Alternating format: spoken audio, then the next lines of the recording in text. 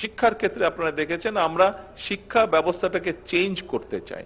শিক্ষাটা নিয়ে সংক্ষেপে আপনাদের সামনে বলি, একটু পরে মাগরিবের আজান দিয়ে দিবে, অনেকক্ষণ আপনারা 4-4.5 ঘন্টা বসে আছেন, ধৈর্য দিচ্ছে। কিন্তু কেন আমি এই কথাগুলো বলছি, আপনারা হয়তো অনেকে ভাবতে পারেন যে জুলাই আজকে যে প্রোগ্রাম, এই প্রোগ্রামের সাথে আমার এই বক্তব্য কিভাবে রিলেট করছে।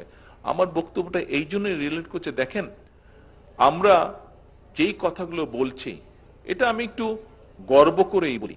আমরা, আপনার সরকার যেই কথাগুলো বলছে, যেই কাজগুলো করছে, আপনার সরকারের বাইরে আর যে রাজনৈতিক দলগুলো যারা বিভিন্নভাবে আমাদেরকে বিভিন্ন কথা বলছে, আপনি একটু চিন্তা করে, ঠান্ডা মাথায় চিন্তা করে দেখেন তো তাদের কথার মধ্যে কতটুকু সাবস্টেন্স আছে, তাদের কথার মধ্যে কতটুকু প্ল্যানিং, প্রোগ্রামিং, পরিকল্পনা, চিন্তা ভাবনা আছে। কথা বলে দেখেন তো, নেই। কিন্তু আপনাকে 31 দফা এই দেশে জনগণকে 31 দফা, অর্থাৎ বিএনপি শিক্ষা খাতে কি করবে, বিএনপি স্বাস্থ্য খাতে কি করবে, বিএনপি ইন্ডাস্ট্রি জন্য কি করবে, বিএনপি ব্যাংকিং খাতে কি করবে, বিএনপি কোন খাতে কি পরিকল্পনা গ্রহণ করবে বা কি তার চিন্তা ভাবনা প্ল্যানিং করতে চায়, কাজ করতে চায়, প্রত্যেকটি বিএনপি জনগণের সামনে তুলে ধরেছে। আর কোন রাজনৈতিক দল বাংলাদেশে এই কাজগুলো করেছে আপনারা বলতে পারেন আমাকে?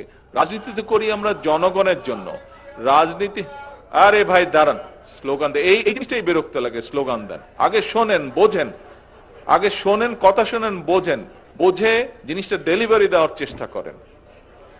তো আর কোন রাজনৈতিক দল কিন্তু কাজগুলো করেনি।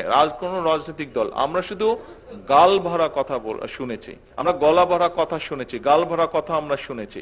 আমরা কতগুলো কথা শুনেছি যেগুলো শুধু তর্ক বিতর্ক, আমরা শুনেছি সমালোচনা, আমরা বিভিন্ন মানে মানুষকে খারাপ, অর্থাৎ এমন একটা অবস্থা হয়ে দাঁড়িয়েছিল, বা এমন একটা অবস্থা এখনো ক্ষেত্র বিশেষে দেখতে পাচ্ছি আমরা, যে আমি ভালো আর সব খারাপ। আমরা এই ভালো খারাপের মধ্যে যেতেই চাই না। আমাদের রাজনীতিতে যে জনগণকে নিয়ে, আমাদের রাজনীতির যে দেশকে নিয়ে, আমরা দেখেছি শহীদ রাষ্ট্রপতি জার্মান সকাল থেকে রাত পর্যন্ত কিভাবে এই দেশের মানুষের জন্য কাজ করছেন। সে খালকাটা থেকে শুরু করে রাজধানী পর্যন্ত কিভাবে দেশের জন্য কাজ করেছেন, দেশের মানুষের জন্য কাজ করেছেন। আমরা দেখেছি দেশনেত্রী খালেদা জিয়া কিভাবে দেশের মানুষের জন্য কাজ করেছেন। দেশনেত্রী খালেদা জিয়া চেষ্টা করেছেন, কাজ করেছেন কিভাবে এই দেশের কৃষকদের স্বাধীনতা দেওয়া যায়, কৃষকদেরকে স্বাবলম্বী করা যায়। আমরা দেখেছি শহীদ জিয়া কাজ করেছেন কিভাবে এই দেশের সন্তানদেরকে শিক্ষিত করা যায়।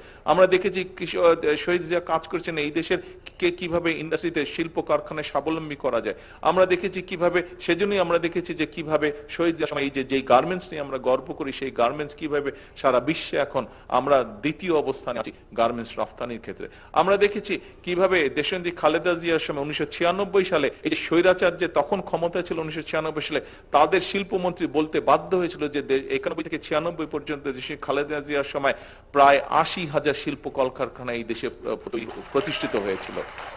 আমরা দেখেছি তাদের কাজেই, তাদের সেই দল, তাদের সেই পথকেই ধরে রাখতে চায়।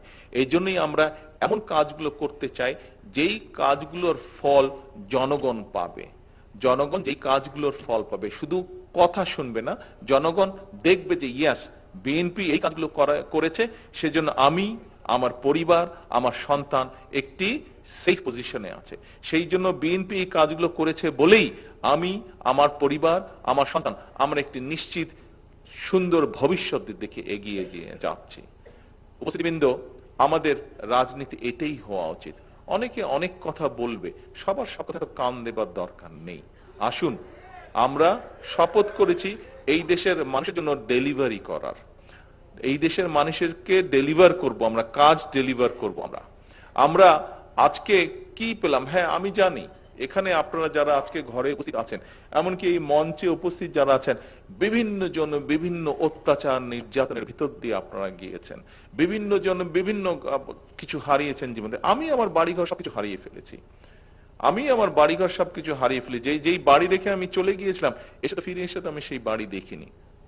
তো আমরা সকলেই, বহু মানুষ বহু কিছু হারিয়েছি আমরা। কিন্তু আসুন, এখন বোধহয় আমাদের মাইন্ডসেট চেঞ্জ করার একটি সময় চলে এসেছে, পরিস্থিতি চলে এসেছে।